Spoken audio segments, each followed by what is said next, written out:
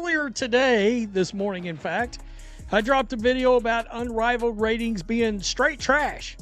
I mean, complete dog shiznit, right? And they are. They've fallen off a cliff. Now, something I did not mention, the ratings have went down versus last year, despite there being a new television rating system that has, as we've seen, artificially inflated numbers. We're diving headfirst into a perplexing enigma, the spectacular downfall of a show called Unraveled. Its analytics have flatlined, ratings are lower than a forgotten crypt, and the whispers suggest it has vanished from public consciousness. How did a program that once generated significant buzz transform into a virtual ghost town? Was its content the culprit, the timing off, or did it offend the digital deities? Stay with me as we navigate this bizarre, often amusing, and surprisingly informative decline. Prepare to be entertained, shocked, and prompted to reconsider just how quickly online fame can dissipate into thin air. What an absolute disaster these Unrivaled ratings have been so far this season. Week 1, depressing. Week 2 doesn't look any more promising than week 1. The Friday numbers are in, and they are sad. They are bad. They are dreadful. If I'm TNT, Warner Bros., they gotta feel had at this point. This particular segment featured appearances from Nafisa Collar, Brianna Stewart, and the beloved husband. $75K airing on 2 channels. Airing on 2 channels at the same time. That's not good. The 2 truTV exclusive games on January 5th averaged 32,000 viewers. 32,000 viewers. 32,000. And by the way, on live streams, there was 500 viewers watching these games.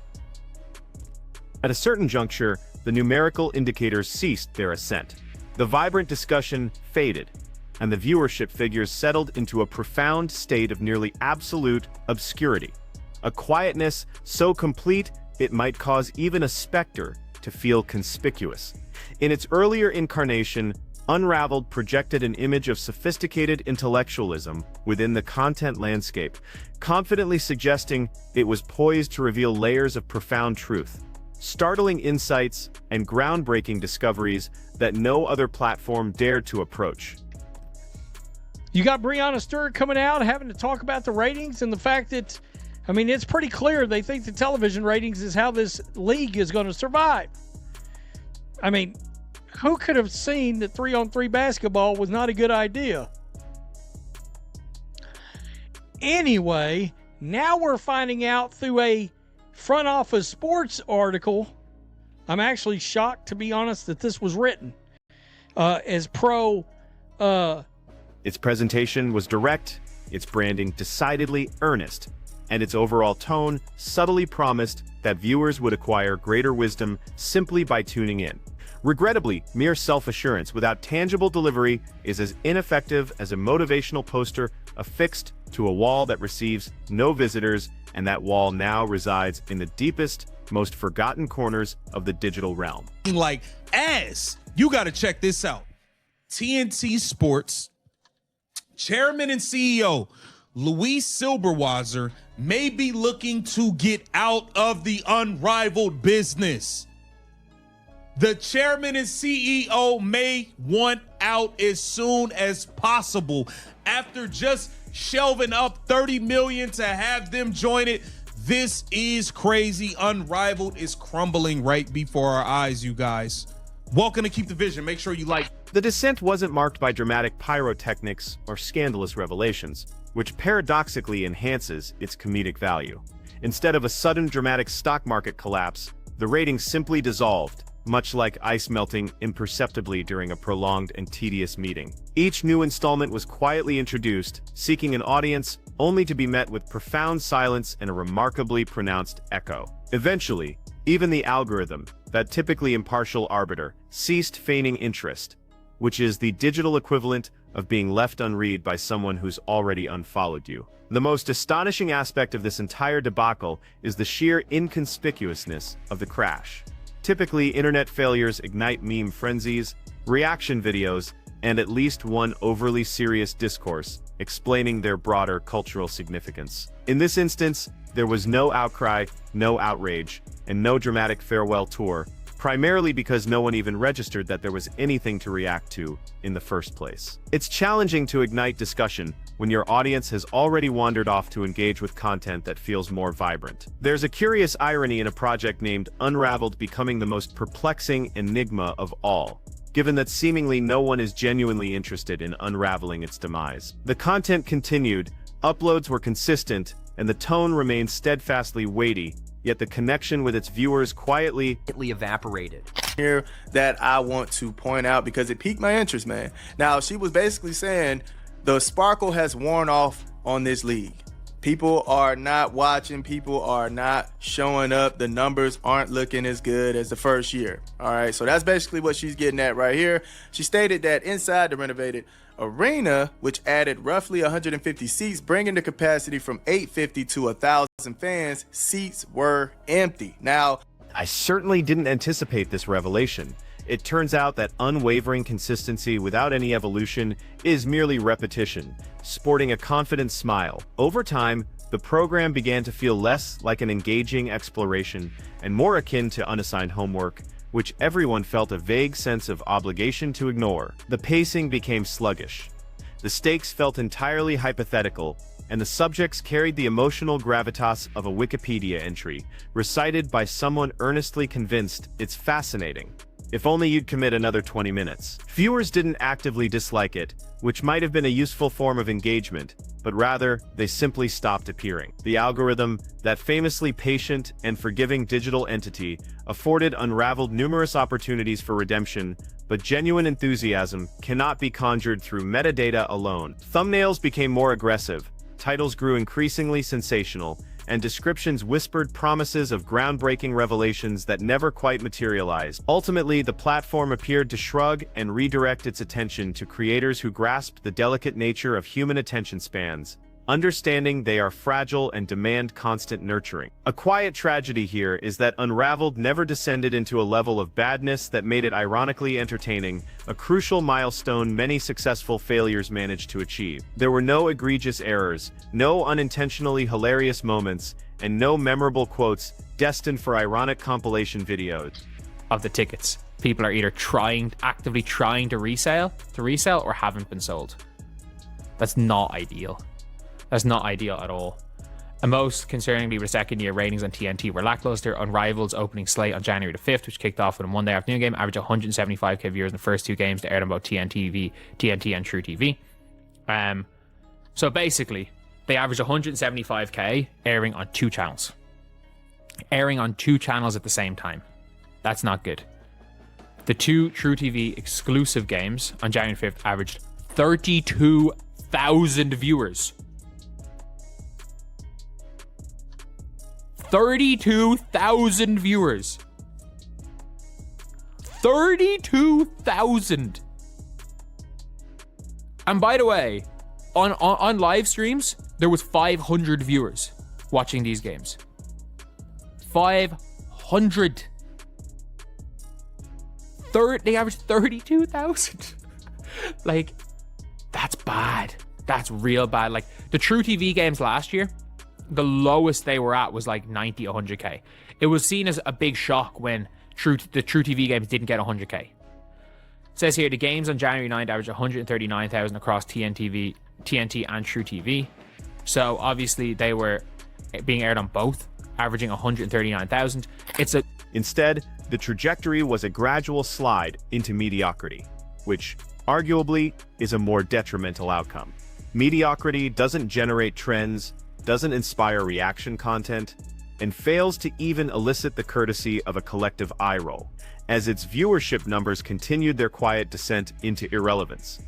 The chasm between the show's grand aspirations and its actual execution widened significantly, cultivating a sense that the program desperately yearned for greater significance than it genuinely possessed. Its seriousness began to feel like a performance, as if its gravity had been arbitrarily imposed by a committee rather than earned through substantive merit. When every single element is presented as a profound revelation, nothing ultimately feels genuinely revealing. There's also the subtle yet crucial factor of timing, which Unraveled seemed to regard as a mere suggestion rather than an undeniable reality. In an era saturated with content that is quicker, sharper, and frequently far more self-aware, lengthy investigations that progress at the leisurely pace of a cautious academic meander appear increasingly out of place. Viewers aren't necessarily less intelligent or less curious, but they exhibit significantly less patience for content that doesn't respect their finite time. The internet has cultivated a preference for creators who comprehend the implicit contract of engagement, a promise of genuine value, entertainment, or insight in exchange for their attention. Unraveled, unfortunately, began to breach this contract by demanding significant investment without providing a commensurate return. This was a Emmy-winning show. Just going back to this, Inside the NBA wins 3 sports Emmys. TNT's Inside the NBA won 3 sports Emmys on Tuesday night, just as the league appears ready to part ways with Warner Bros. Discovery in the studio show's 35-year run. While media rights negotiations continued earlier in the day on Fifth Avenue, just 2 miles away from the Emmy ceremony at the Lincoln Center, the playoff version of Inside the NBA won the category Outstanding Studio Show. Limited run, while Charles Barkley took Outstanding Analyst and Ernie Johnson won Outstanding Host. Now, the point in showing you that is, this was a #1 rated show. Ratings through the roof. Emmy Award winning show. They won 3 Emmys in 1 year, and that's not the only year they won Emmys. They was winning Emmys every damn year, basically. Okay? Each episode conveyed the impression of perpetually building towards a climactic moment that never quite materialized, leaving viewers with a distinct sensation of having awaited a bus that was quietly canceled without any prior notification.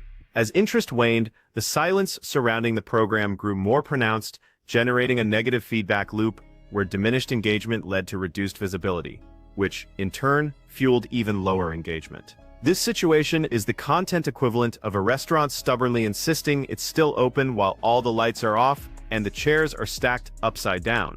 Technically, nothing has ceased operation, yet the prevailing atmosphere strongly suggests otherwise. Furthermore, there's the persistent issue of its tone, which remains stubbornly self-important even as its audience steadily dispersed. Rather than adapting, acknowledging the shifting landscape, or injecting a touch of self-awareness, the show doubled down on its initial posture, as if sheer seriousness alone could defy the laws of gravity. This resistance to evolution created a profound disconnect, making the content feel perpetually frozen in time, much like a relic from an era when audiences had fewer choices and correspondingly lower expectation. The most humorous aspect of this entire scenario is the glacial pace of the crash, making it almost seem deliberate, as if Unraveled embarked on an experiment to see how imperceptibly a project could disappear without triggering any alarm. There were no farewell speeches, no heartfelt social media posts, and no dramatic pivot to a new format. Just a steady, unnoticed continuation. It stands as a masterclass in how to fade away without even the courtesy of a montage. Every game last year, they had 850 seats. You couldn't fill that up. What makes you think you can fill up 1,000 seats, right? Now, maybe they had the idea of, hey, we got Paige Beckers, we got Malongo, Citron, we have these new legs, we have a lot more stars in the league. Maybe that will increase our fan base. Not mad at the idea, but I can see how this could be a little concerning for some people. From an external perspective, this appears to be a definitive case study in the consequences of creators mistaking initial interest for unwavering loyalty. Early achievements can foster the illusion that an audience will follow wherever, forgive any misstep, and wait indefinitely. However, the internet has never been characterized by such patience or sentimentality. Attention is a leased commodity, not a permanent possession, and Unraveled evidently forgot to renew its lease. As its viewership figures steadily diminished, the disparity between its self-perception and objective reality became almost poetic. The show continued to carry itself with the gravitas of something culturally profound, all while attracting fewer viewers than a fleeting reaction clip. This profound dissonance imbued the entire project with an accidental layer of comedy, akin to delivering a keynote address to an empty auditorium, completely convinced that the audience was merely running late. At this juncture, the ratings are not simply low, they are philosophically low, existing in a state where statistics feel abstract rather than alarming. Once view counts dip below a certain threshold, they cease resembling data and begin to appear like a hushed, personal secret that everyone politely avoids mentioning. The focus shifts from potential recovery to eventual acceptance. The internet, predictably, has moved on, as it always does, tirelessly pursuing the next wave of fresh, unpredictable, or at least self-aware content. Unrivaled, meanwhile, persists in a parallel dimension where its relevance is simply assumed and sustained engagement is somehow expected to manifest out of sheer respect for its path. Don't want to go through the struggle. They want everything to be given. They believe they're entitled to millions of dollars because they pretend to play basketball. But the thing they don't realize, no one respects entitlement. People don't respect handouts. And Unrivaled is finding out the hard way. When you're not respected, when you haven't earned what you're demanding, the end result is usually huge embarrassing failure. Unfortunately, the algorithm does not reward sheer effort, and viewers are not compelled by obligation. What makes this particular collapse especially compelling is how utterly preventable it seems in retrospect. The warning signs were unmistakable long before the ratings completely flatlined. Engagement slowed, comments thinned, and the underlying energy shifted from genuine curiosity to a sense of duty, yet the content remains stubbornly unaltered. This exemplifies the classic error of treating a creative endeavor as a finished product rather than an ongoing living dialogue. The outcome is a channel that now feels less like a vibrant destination and more like a historical artifact, something people vaguely recall subscribing to before forgetting the reason why. The pervasive absence of any discussion around it isn't malicious, but it is incredibly telling, because the internet is rarely silent unless it is already emotionally disengaged. Indifference, after all, is the most candid metric of all. Unrivaled didn't fail due to a lack of intelligence, resources, or effort, but because it profoundly lost its fundamental connection with the very audience it initially sought to captivate. Content that neglects to entertain while attempting to inform often ends up accomplishing neither objective particularly well. Without elements of humor, surprise, or genuine emotional resonance, even the most meticulously researched material can swiftly devolve into mere background noise. I've not heard Unrivaled was in a heap of trouble, man. These ratings has fallen low to about 30,000 viewers per game, and basically what people saying, it could only get worse from here. Now TNT been sending subliminals to Unrivaled regarding their $100 million deal, so they got a 6-year $100 million deal. Now what's crazy about all of this is that I forgot that this Unrivaled deal was 6 years, $100 million. Now the series now exists in an odd sort of limbo, technically active yet culturally absent, uploading into a void that yields no echo. It's the digital equivalent of an enthusiastic wave directed at someone who has already crossed the street. The intention is clear, but the opportune moment has long passed. There's something almost admirable about the sheer commitment to continue despite the numbers, though admiration doesn't translate into views. This persistence, without adaptation, is merely stubbornness, cloaked in optimism, and optimism, regrettably, does not trend. At a certain point, the content ceases to be a dialogue and transforms into a monologue delivered to an empty room. The core lesson here isn't that Unrivaled deserved to fail, but rather that the internet does not reward seriousness in isolation, nor does it forgive stagnation. Audiences crave dynamism, self-awareness, and evolution, and when these vital elements vanish, so too does their attention. The collapse wasn't a dramatic explosion, but it was undeniably thorough. Ultimately, Unrivaled serves as a cautionary tale steeped in irony, powerfully demonstrating that even projects founded on the promise of profound discovery can become utterly lost if they cease to genuinely listen. The ratings didn't just decline, they quietly slipped away, taking all relevance with them, and somewhere in the boundless digital landscape, a once confident show continues its uploads, convinced that the grand unraveling is still pending. while the rest of the internet has already changed the channel. Non-existent. January 5th, Unrivaled had 2 games on something called True TV. True TV? Why is a channel named True TV, which I would assume is dedicated to the truth, why are they broadcasting a league that is make-believe? Why is True... The unwavering confidence, strangely enough, might be the most captivating relic left behind, persisting long after the audience has clocked out. There's an almost surreal quality to observing a project maintain an air of profound importance, while existing in near total obscurity, as if relevance were an inherent moral certainty rather than a quantifiable outcome. The tone never shifts, the presentation never softens, and the underlying assumption persists that attention will inevitably return purely out of respect for the effort invested, a notion entirely misaligned with how online attention has ever operated. What makes the situation quietly absurd is how the fundamental structure still appears crafted for an audience that no longer exists. The pacing anticipates profound patience, the explanations presume a deep devotion, and the delivery assumes a level of trust that must be consistently earned, not indefinitely taken for granted. This is content perpetually frozen in the mindset of its initial success, either unable or unwilling to acknowledge that the digital environment has drastically shifted and its viewers have evolved alongside it. Meanwhile, the platform relentlessly continues its usual course, consistently rewarding adaptability, bold experimentation, and creators who instinctively understand that relevance is, by default, inherently temporary. Unrivaled, in stark contrast, gives the impression of passively awaiting some cultural correction that will miraculously restore its former standing, as though the internet might occasionally pause, reflect, and offer a collective apology for moving on too swiftly. That moment, predictably, has not materialized. Furthermore, there's a distinct absence of self-awareness that transforms the entire predicament into an unintentional satire. Sleep over.